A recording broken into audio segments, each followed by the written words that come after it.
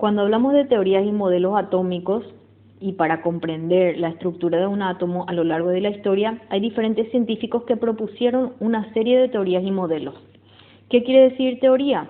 Son leyes que sirven para explicar un determinado fenómeno, y los modelos serían una forma, una representación o una idealización matemática que ayuda a que la teoría sea entendible.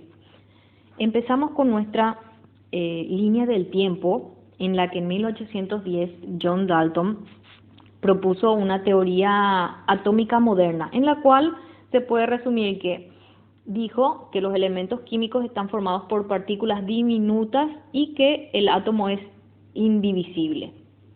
O sea que esas partículas diminutas e indivisibles se llaman átomos. Los átomos de un elemento químico son idénticos en la masa y demás propiedades. Quiere decir que tanto si tienen un átomo de hidrógeno o dos átomos de hidrógeno, ambos van a tener la misma masa y las mismas peculiaridades y características. Dos átomos de diferentes elementos químicos son distintos y en particular sus masas. Por ejemplo, si tienen un átomo de hidrógeno y un átomo de oxígeno, ambos son diferentes y especialmente en sus masas. Los átomos son indestructibles y retienen su identidad en los cambios químicos. Recordemos que los cambios químicos eran los cambios que se producían en la estructura de las moléculas. En este caso decía que son indestructibles y no importa si hubo algún cambio químico, estos retienen su identidad. Y que los compuestos que se forman cuando dos átomos de diferentes elementos se unen entre sí, forman entidades llamadas moléculas hoy en día. El modelo atómico de Dalton es bastante sencillo y se representa por esferas pequeñísimas, o sea, muy pequeñas y compactas, más o menos dicha maciza y de tamaños y masas distintas, dependiendo de qué tipo de elemento se trate. Entonces tenemos el modelo de Dalton, era simplemente una masa maciza, valga la redundancia. Eso sería el modelo de Dalton. Mucho después, casi 100 años después, Joseph John Thomson, que era un físico británico, partiendo de todas las informaciones recopiladas que propuso John Dalton, presentó algunas hipótesis intentando justificar dos hechos. La primera hipótesis que declaró sería la neutralidad eléctrica de la materia. ¿Qué quiere decir? Que la materia tiene una carga cero, no es ni positivo ni negativo. Lo que hacía calcular que además de las cargas negativas que se habían identificado anteriormente, deberían haber cargas positivas en misma cantidad para que este átomo sea neutro. Y los electrones presentes en el átomo pueden extraerse de los átomos, pero no así las cargas positivas.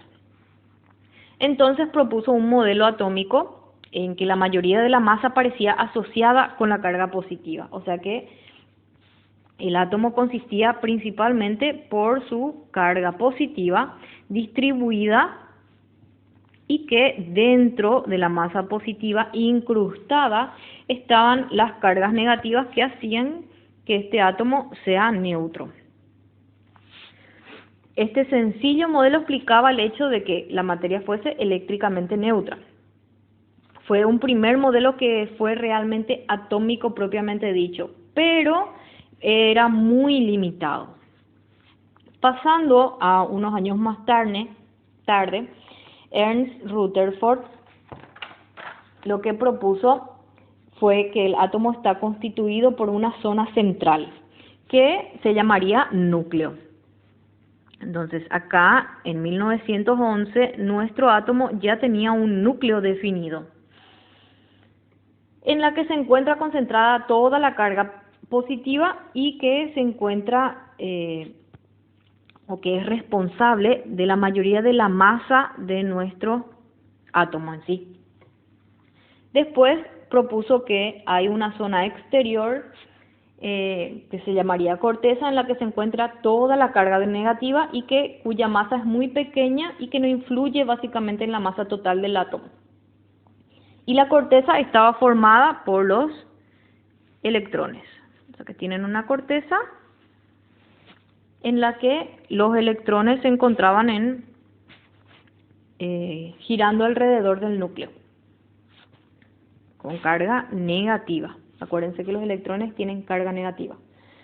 Rutherford propuso este modelo de átomo en el que los electrones se movían alrededor del núcleo como los planetas alrededor del Sol y que las órbitas eran circulares, que giraban los electrones alrededor del núcleo.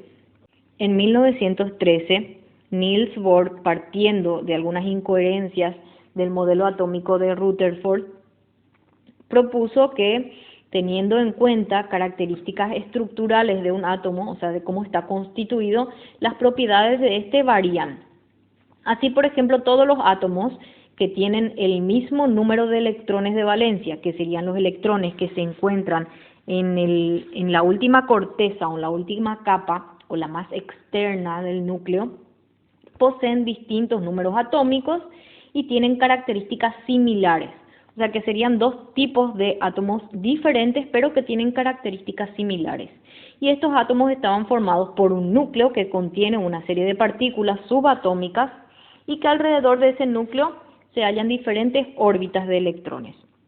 Por lo tanto, tenemos nuestro núcleo con nuestras subpartículas, que serían los protones, y ahí aparecen los neutrones con carga neutra, y alrededor se encuentran orbitando los electrones con valencia o con carga negativa. Luego, si contienen los electrones cargados negativamente, deben contener también otras partículas con carga positiva, que corresponden generalmente a los protones. Deben haber la misma cantidad de protones y electrones para que el átomo sea neutro. Y por otro lado, el modelo de Bohr explica el espectro del átomo de hidrógeno, solamente el de hidrógeno, pero no el de átomos mayores. Entonces tenemos nuestra carga positiva y neutra presentes en el núcleo y los electrones que están girando alrededor.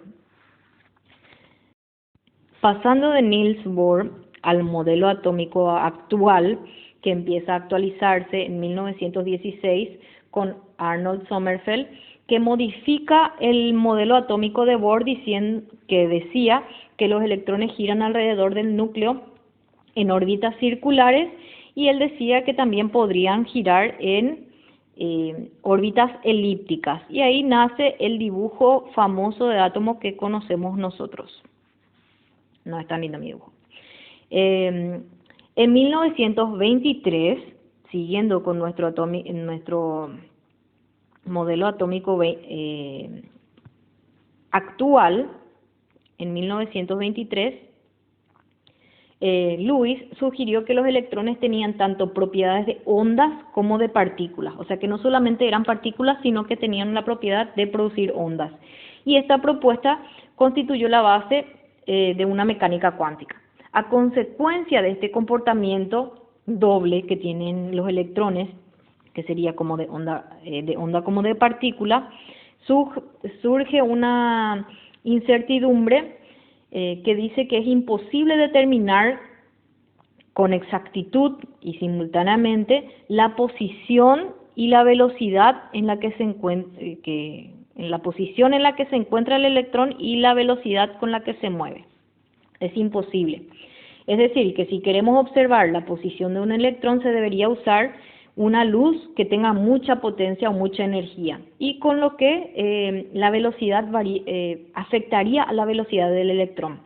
En cambio, si se utilizara una luz no tan potente, la velocidad del electrón no cambiaría y se podría medir la velocidad, pero no se podría observar dónde está el electrón específicamente o dónde se ubica. En 1926, para solucionar esta incertidumbre que se produjo en el 23, Edwin Schrödinger introduce un nuevo concepto que se llama orbital atómico, en el que sería el lugar donde la probabilidad de encontrar un electrón es mayor o máxima.